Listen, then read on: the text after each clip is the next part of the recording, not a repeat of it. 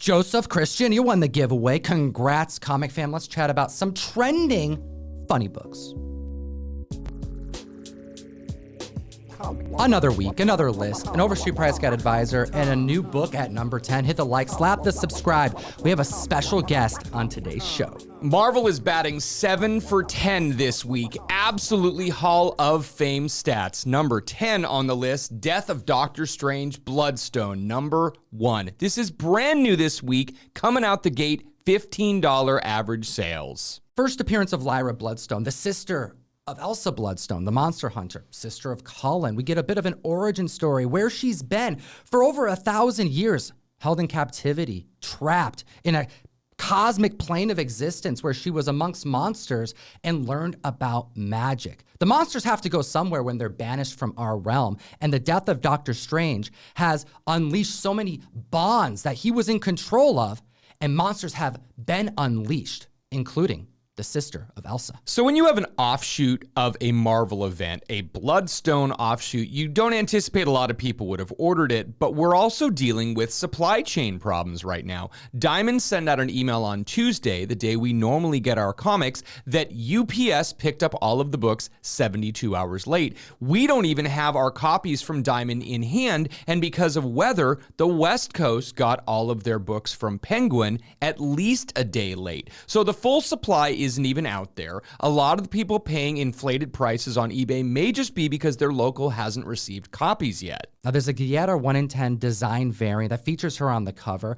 That book blew up way too quick. In a matter of a couple days, went from $20 to heights of $70. I do think there's a supply chain issue. I do think that stores buy mass didn't order 10 plus copies of this book, so they wouldn't have received one of these or many of these as it is. That's why it's tough to find. That's why the prices are going up. Go a little conservative on this. Wait till at least next week for the rest of the shops to get their books and for those to hit the internet if you didn't pre-order one. However, this book is definitely worth owning. It's definitely one that I'm interested in. You get a great origin story of the character. You find out more information about the Bloodstone. You find out about the Null Gem, the balance to that stone that also gives credence to why the father of these characters went mad in the end of his days. You may recognize Tini Howard's writing from her Excalibur run or even her current run on Catwoman, and it's great to see David Nakayama transitioning from stunning covers to incredible interiors. We source this list of 10 books from a larger list of 20 on the best comic app in existence. Download it on your Androids or iOS. We're talking Key Collector Comics. You've heard me talk about them before. It's a tool I use every single day. What about you? Even as a shop owner, I do use this app every single day just to double check if there's a key or an issue that I may be missing. Use code TOM101 to unlock a free 2-week subscription of the app. You support what we do, but you're going to get unlocked categories that are built especially to enhance your speculating and investing. Next at the list, at number 9, we got Naomi number 1 coming in strong because the CW dropped her episode 1 this week. This book has absolutely come full circle. We have been talking about Naomi 1 for the last 3 years with lots of anticipation about this show. Well, $80 average sales and $173 for a CGC 9.8 on January 12th is no joke. We also had another high sale of $250 on January 9th, and I feel that as these 9.8s trickle out, we're going to see a lot of fluctuation in that high market. An increase of copies sold of 525% this week. I downloaded the CW app just to watch it. It was a lot of fun. It was exciting and definitely something I'm going to keep up with, unlike the other CW shows, which is why I was worried about the episode from the beginning. However, the way that they are able to kind of hold on to the mysteriousness of the comic book, what made that comic book so damn good, they took it out of the Arrowverse. This character is not living amongst superheroes. Superman doesn't exist in this show, but he does, and that's the mystery. Now, this show may be a slow burn. As issues release, we may start seeing prices creep up. We have to keep in mind that back in 2019, we were seeing high sales of $588 for a CGC 9.8. So the fact that we're only barely touching $250 now, 3 years after that, this book may have a lot of room to grow, but it really depends on how well the series does. Well, it's getting an 89% critic score and a 79% audience score, written by Brian Michael Bendis, coming out in 2019, drawn by Jamal Campbell. It's crazy how quick this went from comic book to the screen. Next at the list, at number 8, let's welcome your friendly neighborhood bodybuilder, comic collector, and overall cool dude, Regie Collects. Number 8 on the list, Daredevil Women Without Fear, issue number 1, the 1 in 50 variant, and this one is by Jen Bartel. This book has an average price of $85 and is new this week. It's a gorgeous book. It absolutely is. And this is one of those books that I love the cover. I think Jen Bartel is a great artist, but people need to keep in mind that right now with Marvel comic books, Elektra has taken over for Daredevil because Matt Murdock was in jail. We know that there is the new Elektra Black, White, and Blood with a stunning Mirka Andolfo cover. So Elektra is definitely playing more in the Marvel comic universe. You gotta be reading these books. That Mirka cover, straight up, maybe my favorite superhero cover she's done to date. Now, we've been following Mirka for years, and I love her colors and I love her style, but this Black, White, and Blood cover is very atypical, a lot like this Jen Bartel cover. The Jen Bartel cover is incredible. I mean, it is Elektra on the rooftop. The colors are amazing, the shot is amazing, and it comes together incredibly well. Now, this is a 1 in 50 variant. It came out this week. I think the fact that the comics have been delayed so much may have something to do with this, just a little bit, but not as much as the other book we've talked about. What do you think? I agree entirely, Tom, because there are going to be fewer stores buying 50 copies of this than 10 copies of the Bloodstone variant. Hang tight, Reggie. We'll be back to cover more numbers on this list, but not before we tell you about some Jason Aaron, Mike Mayhew goodness at the list at number 7, Star Wars number 20, The Origin of Black Krrsantan. $20 average sales this week after the new episode of Book of Boba explores more about Black Krrsantan. Now, this issue, Star Wars number 20, shows his origin, specifically how he got that scar on his eye from Obi-Wan. Knowing that there is going to be another Obi-Wan series coming out in the Disney Plus universe, there is a very substantial chance that we will actually see that on the screen. Coming out in 2016, soon after the acquisition of Star Wars to Marvel Comics, new Star Wars lore being utilized on screen just years later, this origin tale introduces Obi-Wan to Black Krrsantan. They fight, they brawl over multiple pages, and he indeed gets the scar. Upon introduction in episode 2, I was really trying to see if he had a scar, and some people say, yeah, it kind of looks like it, but it wasn't confirmed 100%.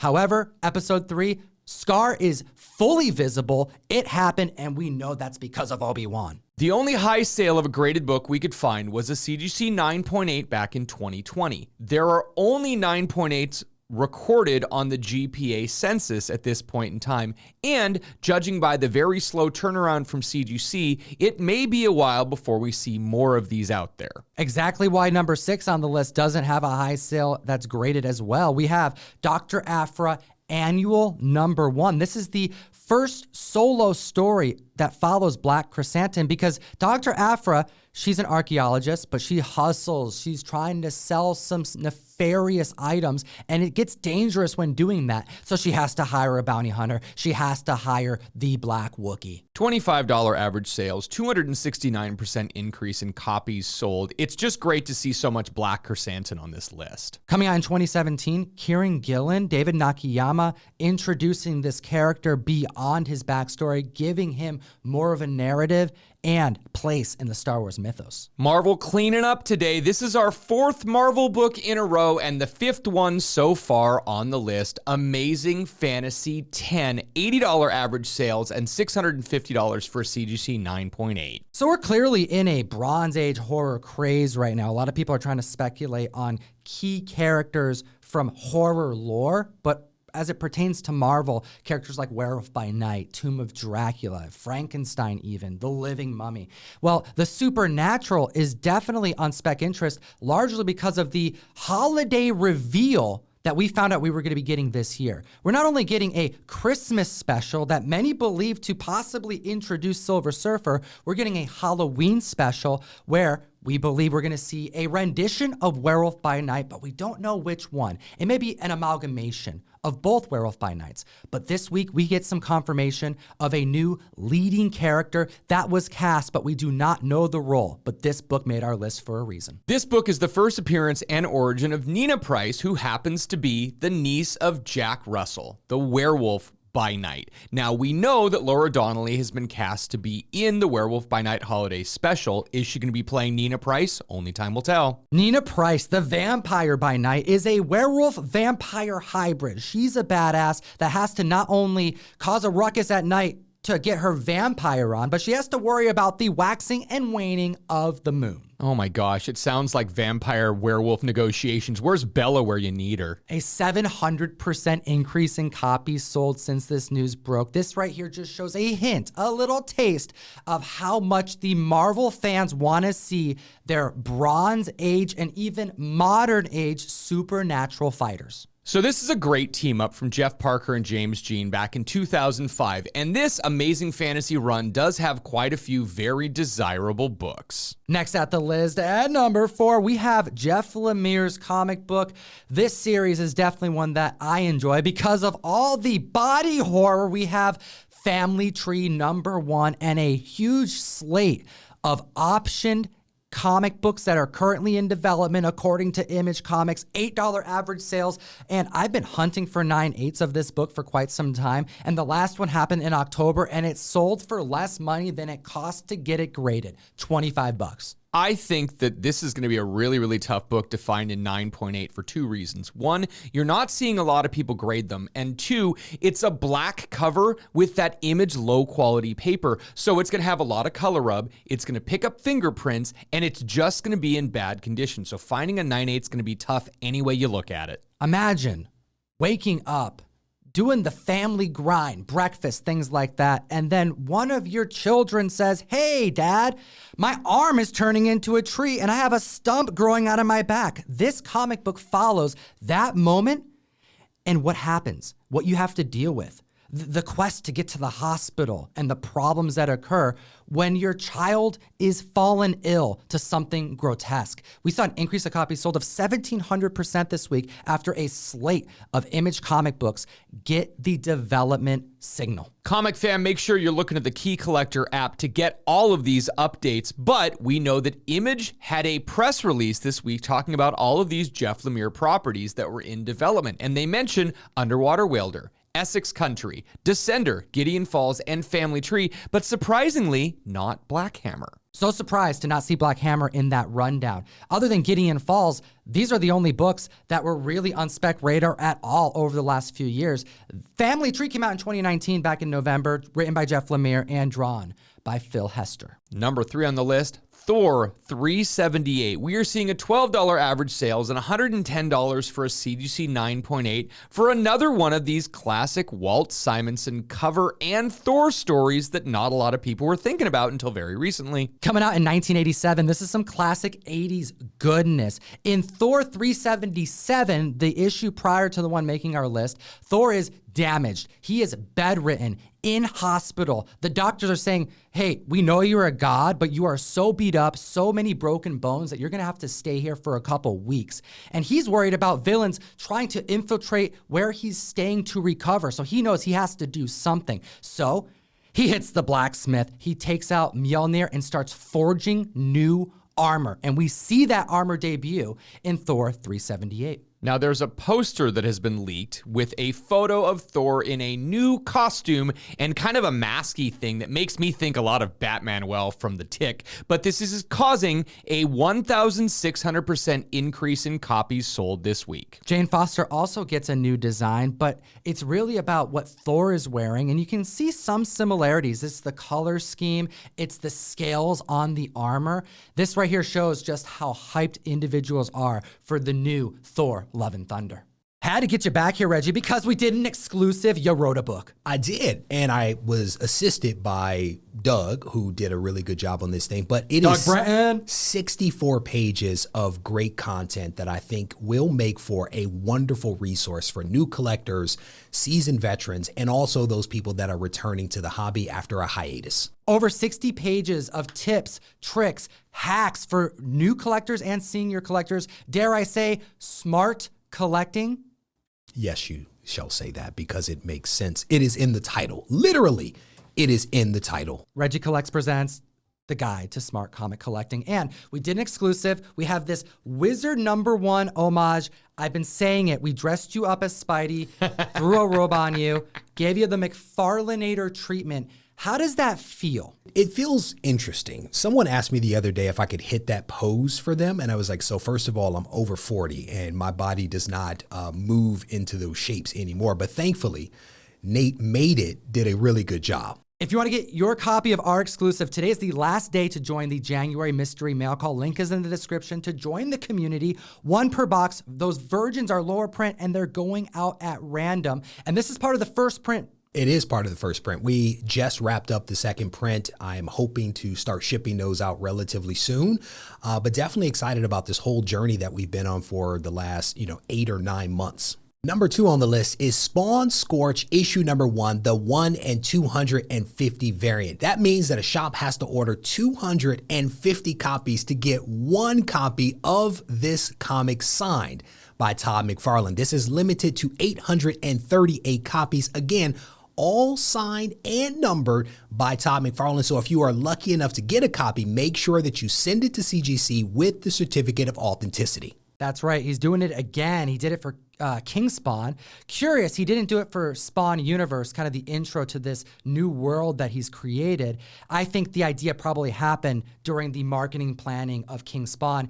That run would be 1,697, and then he did it for Gunslinger as well, and that was also the same type of order requirements, wasn't it? It was. And the fact that this is selling for $650 raw, compare that with how much the King Spawn and the Gunslinger Spawns are selling for, around the same amount raw, but only half as many books. I think this book may be climbing as supply dries up. Well, Todd McFarlane mentioned it when he came back on the show just months ago to talk about this very thing. He corrected me because at the time, it was indeed the lowest print run of an incentive that he had made, but he knew the numbers for Gunslinger were going to be smaller. So he said, it's actually going to be that one for a short time because he believes Scorched would be the least ordered, and it was. 838 copies makes this one of the scarcest Spawn covers of all time. So I'll be honest with you. I'm having a lot of fun. Oh, good. It is honestly a pleasure to sit here at this table and to spend some time talking to you guys. I'm having a ton of fun, and hopefully you are having fun watching this as well. If you guys are not subscribed, you have to go ahead and do it. Tap the button, sign up, turn on notifications so you don't miss any of this content. Hit the like button and comment down below. We're going to do an awesome giveaway today. We have TMNT #1, the Shattered Comics Matt DeMasi variant. One of you are going to win it. And at the list at #1, holy smokes, 2 weeks in a row at #1. What is going on? We have Darth Vader, issue #1, the first appearance of Black Krrsantan. So again, #1 on the list is Star Wars Darth Vader issue #1. And this book is going for an average of $35, $325 for a CGC 9.8, which is incredible. That is incredible. An increase of 238% in copies sold this week. We told the comic fan when this comic book made #1 on last week's list, it was largely because of the character introduction in Book of Boba. However, it was also what it implies, what it means for the rest of the Star Wars mythos, that they can source characters from new Star Wars comic books. That's why we saw on the recent Hot 10 with Gem Mint, Your boy Gem Mint. Darth Vader, issue #3, first appearance of Dr. Aphra, because this character ties to Dr. Aphra. She hires him, as you know from earlier on the list. I think that excitement coupled with him coming back for episode 3, no spoilers, has propelled this book even more. Thank you for not spoiling it because I have not seen episode 3, but I am looking forward to checking it out. I do want to tell people that there is also an Alex Ross variant that is out there. It is a black and white variant. It is a 1 and 200. CGC 9.8s are going for $1,500. Wow. So for those of you keeping track at home, that is 7 out of 10 Marvel books on the list, and 3 are driven by Black Krrsantan. The fact that only the number 1 has a 9.8 to speak of, as CGC catches up, we are going to see more of these Black Krrsantan books popping up left and right. An increase of copies sold of 238% this week. Comic fam, you need to hit the link in the description. Go subscribe to Regie Collects. Yo, I'm curious if you're going to actually be covering this very book on your next CGC most submitted comics list. So there's a chance that this could show up on my list. I get data from CGC every single month for the top 10 books that they receive from the comic book community. So there's a chance that this book from 2015 could show up on the list in January, given how hot this one is. You gotta be following them. I think you're the only person making this list and who is privy to this information. That is correct. It was my idea. I went to CGC with the idea. They loved it, and we've been doing this now for a year straight. Shout out, Brittany. We appreciate your time today, comic fam. Hit the like, slap the subscribe, and as always, Eat responsibly. Enough said. Comic fam, join me every single Wednesday, miércoles, on the best new app to buy and sell collectibles, funny books, expensive paper, whatnot, available for both Androids and iPhones. Dollar start auctions that last as little as 60 seconds. We have 2 other videos that you can check out. I encourage you to watch them. We made them for you. Have a great week.